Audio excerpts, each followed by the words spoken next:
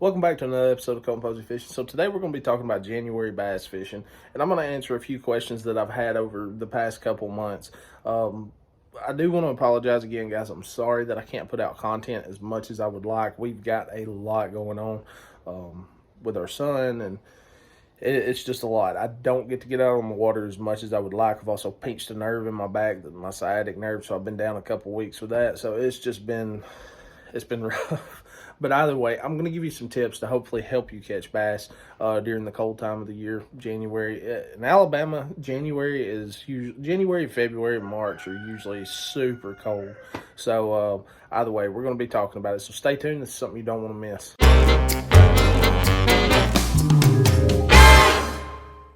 All right, guys, so let's just go ahead and jump into it. So let's talk about January bass fishing. January, February, really, December, January, February, March, it's all the same, especially here in Alabama. So if you're in the surrounding states, Georgia, Tennessee, Mississippi, all that, it's about the same, okay? Doesn't change a whole lot. So first, let's talk about these blueback herring lakes. So if you're in Georgia, you're in Alabama, you're definitely going to have those blueback herring lakes. Like here we have Smith Lake, Georgia. Well, mine went blank. I had it, I lost it. That's part of getting older. But either way, your blueback herring lakes.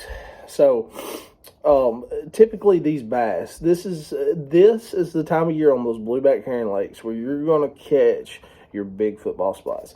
I know y'all see pictures of me and other guys holding up these big old football spots that we catch off of these blueback herring lakes. And the trick is basically doing the same thing that you do during the summer, the same thing you see me talking about. If you haven't checked out my blueback herring lake video, make sure to check that out. But either case, it's doing the same exact thing. We're hitting these points. We're hitting channel bends and stuff like that, these deep bluff walls and stuff where these blueback herring like to stay, and therefore the bass and the striped bass, spotted bass and striped bass, typically stay in that area too. Another key little trick, on your sonar, look and find striped bass on your sonar, okay? If you find stripes, the herring are close by, okay? So if you find stripes, the herring are close by, and then the spotted bass are close by. It all kind of correlates to one singular point. It's once you do it a couple times, it's super simple. Now, that doesn't mean things can change on a whim or whatever. The time that you go out there, it's a little bit different. That does not mean that, but 9 times out of 10, that's the way it works. And once you do it, it's super simple, okay? And if it doesn't work, once you get used to it, if it doesn't work, then you can adjust however you need to adjust. And, you know, that just comes with time on the water. So, I can't really give you a whole lot of points on how you need to adjust if I don't know what's going on that specific day. So, either way, let's talk about the baits. With the blueback herring, 9 times out of 10, the bass are going to be grouped up, but you got to think, most of the time, this time of year, the bass are lethargic. They don't need to eat as much. Their metabolism slowed down because of the colder weather.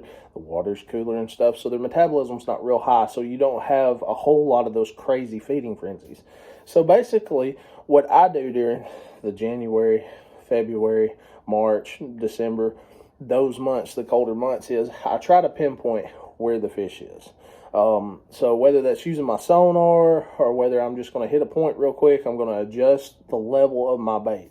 So if I find the fish on my sonar, I can say, hey, okay, this fish is sitting in 12 foot of water and it's 20 foot deep. I know I need to run whatever bait that I'm using at about 12 foot or a little bit higher, okay? Because I want my bait to be, just think about it like this. I always want my bait to be a little bit above the bass, because 9 times out of 10, they're going to be sitting there looking straight up, especially on blueback herring lakes. That's what they do. They'll sit low and they'll look straight up, and then when they see the herring or the threadfin, whatever may be in the lake, they'll come up and feed it from up under whatever kind of bait they're targeting. So let's talk about the baits real quick. So typically on the blueback herring lake, a swim bait. A swim bait is hard to beat.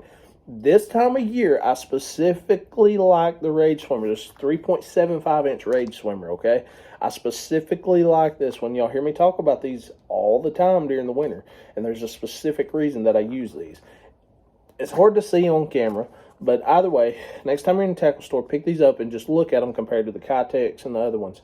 The ribs on this thing, the ribs that's going up and down this bait, are facing forward.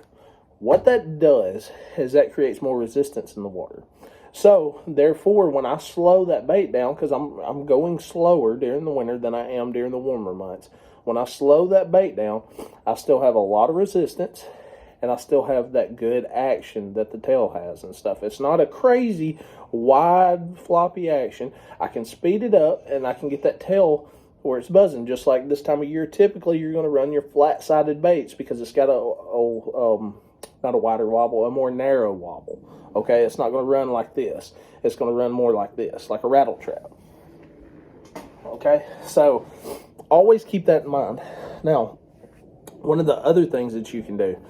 Now, when we're talking about blue-black herring lakes right now, I want you to understand that does not mean that you can't use this on your typical lake. Okay, I use this Bear Creek, Smith Lake, anywhere that I go, Gunnersville, whatever. It doesn't matter. I'm using these baits the same, but on a lake, you kind of gotta, or on a lake that's not a blueback herring lake, there's specific situations, real specific situations, to use a swim bait, to use a jerk bait and stuff like that. On a blueback herring lake, you're typically going to use it everywhere on that lake. I mean, it's not going to be hit or miss. They're going to be there. You get bit. If they're not there and you don't get bit, then they're just not there. So, either case, let's move on to the next bait. A jerk bait. This is one of those you're going to be using on your blueback herring lakes. You're going to be using everywhere you fish. A jerk bait during the winter. Now, I'm one of those guys. I use a jerk bait during the summer. I use a jerk bait during the spring. I use it during the fall. A jerk bait is so versatile, and a whole lot of people don't understand because they don't use them a whole lot. They're a little bit timid of them because they've never really caught a whole lot of fish off of them. So, if you watched one of my latest videos, I was talking about jerk baits. We ended up catching like 60 or 70 fish in just a couple hours off a jerk bait, and it was during the fall. Basically, these bass were feeding up for the winter, and I mean, this went on for like a week. I mean, you could go down there if you wasn't using a specific thing. You would catch fish, but you wasn't catching a whole lot of them. I swapped to a jerk bait and was running it super fast, popping it super fast. I know y'all saw whoever watched the video, y'all understand what I'm talking about. I mean, it's fast, it's nonstop. This time of year, it's a little bit different.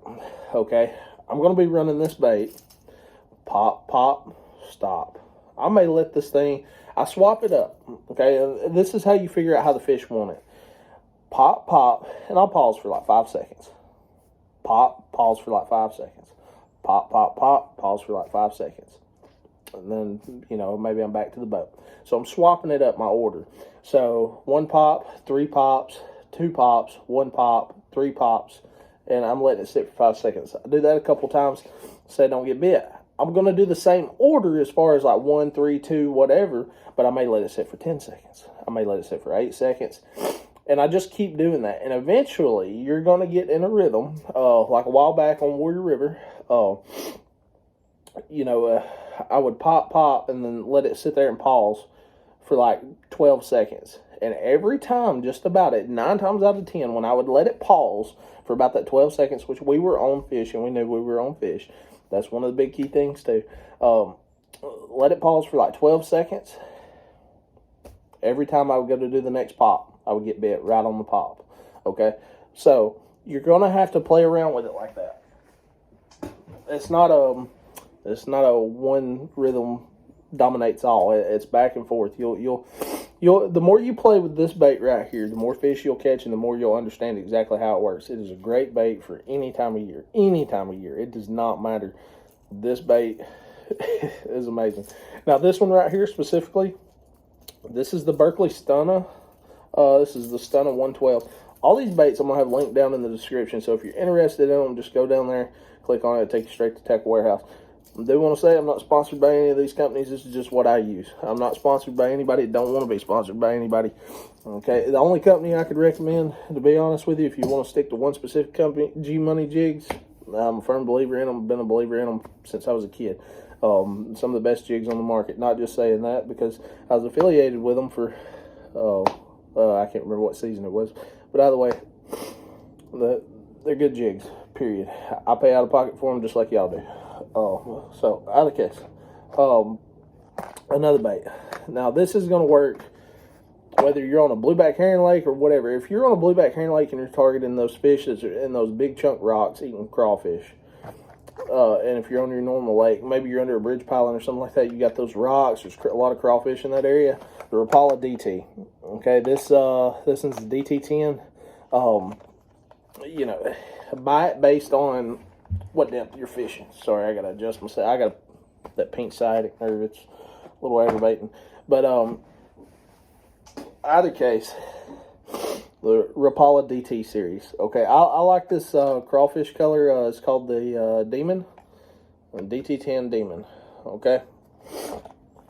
The DT10 is typically the one that I go with. So I would stick to the DT10.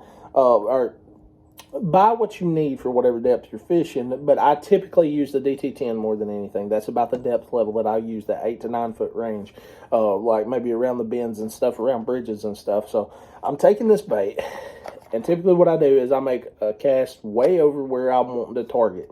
Okay, I'll burn this bait down. Once it gets close to that target area, it's going to be already down low. Okay, so maybe it goes, 40 foot, and then it comes all the way up to like 7 foot and then bends back over. Well, I'm casting way over here. I got this bait down to that, 10 foot area, and then it comes up on that 7 foot, scratching the ground, 8 foot, whatever it may be, and then it comes back over. And that's typically the strike zone that I'm going to work. So maybe you're fishing 12 foot, so you need like a DT, 15 or something, just whatever. Adjust your bait based on where you're going to be fishing, okay? So let me adjust the camera here a little bit. There we go. But either way, Rapala DT series, burn it down. Once you get to that target area, slow down. You want this. You want to have this thing feeling like it's just barely crawling over stuff on the bottom, okay? If I hit a rock, like I'll reel it like this. I hit a rock, I'll stop, let that bait float up just a little bit and barely turn it, and then you'll feel it come loose, and then start again. And a lot of times that climbing over something and then it catches and then goes back down, once it catches and then it goes back down, that's typically when they're going to bite that bait. It's just a reaction strap. It's just like somebody throwing a hot potato to you, and you just don't think you're grabbing it, okay, before it hits you in the face, right? Same exact thing. Now, let's talk about another bait. This is one that I use this time of year and going on through spring, okay? All the way up till summer, basically. And it's one of those things, let's say the lake has just got a lot of rain, okay? Let's say it's got a lot of rain, the water's muddy. It's not a pretty experience. Like my boat's green right here. It's not that pretty shiny green. It's that just chocolate milk looking, just bleh, okay? This bait right here is going to shine over any of them. Booyah has their own series. I like the War Eagle, but it's the War Eagle River Rat, okay? It's a white bait, chartreuse. See that red kicker blade or orange kicker blade? That just creates a lot of contrast in the water where the fish can see this a lot better. You're going to typically run this slow, especially during the winter. I'm throwing it around wood. I'm throwing it around docks. I'm throwing it around rocks. Throwing it around everything. Run-ins, especially if you're finding run-in that's got clean water coming in. This thing, maybe it's clean coming in and it comes out, 4 or 5 foot and it's clean and then it muddies up. That bait right there is nuts. Those fish will sit like right around the edge where that water is dirty, and they'll sit there looking in. And when they see something come in, they'll push in, eat it, move back out. It's using mud lines basically. So that's a couple tips to get you bit a lot more during December, January, February, March. Now, one thing I want to talk about, make sure you're not running these. I'm a pirate fisherman. Y'all know exactly how I fish. I'm wide open. I'm wide open. I'm like a monkey on crack when I get out there, especially with moving baits. And I have a tendency to do this during this time of year, especially leading out of the summer and fall, because I'm so used to going wide open, just wide open the whole time. Slow down. Take your time. Get out there, chill. Get your pack of crackers, whatever you got. Slow down. If you're not getting bit, you're probably moving too fast, okay? Hit your main areas, your main lake points, your bends, your deep bluffs. Me, typically, I like the inside of the bluffs, okay, this time of year. Like the inside of the bends, okay? And the reason I do that is because especially if you're like in a river system or something like that, or the lake's real windy, they're going to get behind those points and stuff where the water is slowed down. If it's just windy it's going to create a type of current in the water, okay? So those fish are not going to be directly in the current because their metabolism's slow. They're not going to be, trying to fight the water and stuff like that. So just keep that in mind. Make sure you're fishing, those deeper areas where the fish can adjust their levels, okay? If the weather has been super stable, typically if the water's super stable, you can take and fish those areas over and over and over again. Whether it's, if the weather's been stable for 2 weeks, those fish are probably going to be right there where you caught them. You can usually go back and catch those fish. You may have to change up technique. You may have to change up the bait a little bit, but it's nothing outlandish. They're not going to move 6-7 miles down the lake or anything like that. So keep that in mind. Slow down. Fish your main areas. Pay attention to what the wind's doing. Pay attention to what the current's doing, stuff like that, okay? Now, one of the questions I've been getting a lot here lately, especially with the younger viewers that's been watching my content for a while, a lot of them are up and coming, trying to make it in, whether it's the Elite Series, the Opens, whatever. They're trying to do bass fishing as a profession. And I see some of them making some mistakes that I just want to help encourage you and not get your feet too far in the door and jeopardize something that could have been better, if that makes sense, okay? So don't forget these companies, okay? These companies that say, hey, if you'll advertise our product, we'll give you this or we'll do this. Don't forget, these are companies, okay? They're not Joe Schmo down the street that says, hey, I think this guy can make it. I want to help him as much as I can. Most of them are not going to be like, I'm not going to say all of them. Most of them are not going to be like that, okay? What these marketing directors are looking for is anybody who can promote their product, and rightly so. Now, let's say that on the promotion side, okay, from a company standpoint, okay? They're doing what they have to do to build the company up. That's what their job is. That's what their CEO wants, okay? But I want you to understand, most of the time you're going to be just a number, okay, to a lot of these companies. Don't get your feet so far in the door that you're scared to get out, okay? You worry about fishing. You worry about fishing. You worry about beating the competitors that you're fishing against. Don't do what I did and worry about getting all these companies so you can try and make a living for your family. Right now, you're young. Right now, you don't have a wife. Right now, you don't have kids. So you ain't really got to worry about that. You worry about fishing. Worry about fishing. You worry about fishing. You worry about beating those guys. The companies will beat your door down trying to get to you, okay? And then you can be a partner with them, an actual partner, okay? What a lot of these companies are trying to do, they're going to try to get you in. Hey, you advertise our product, we'll give you this much of a discount.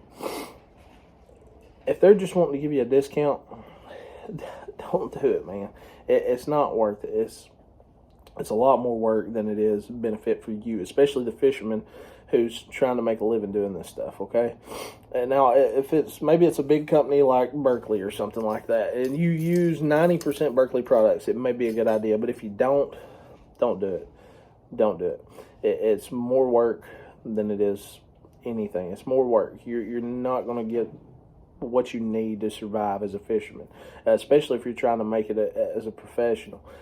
Doing it for a living, basically. I know people have different ideas of what a professional bass fisherman is, but either case, if you're doing it full time and you're trying to make a living off of it, you're professional, period. That's the way I look at it. Either way, keep your head on a swivel. Worry about fishing. Worry about fishing. If you're a competitive fisherman, worry about fishing, okay? Stay on the lake as much as you can. Right now, you don't have a house payment. Right now, you may not have a car payment or a boat payment or anything like that. Worry about bass fishing. Worry about bass fishing. You beat these guys, everything will take care of itself. So, guys, I hope you enjoyed the video. I hope that helps somebody. Make sure to hit the like button, subscribe, share my content. Help me out a whole lot. I'd really appreciate it. But don't forget, January, February, March, December, slow down. Slow down. Relax. It's okay. It's cold. It sucks. You got ice on your eyelets. Beat it on the side of the boat. It'll take the ice right off the eyelets. Slow down. slow down. You'll catch more fish. See you next time.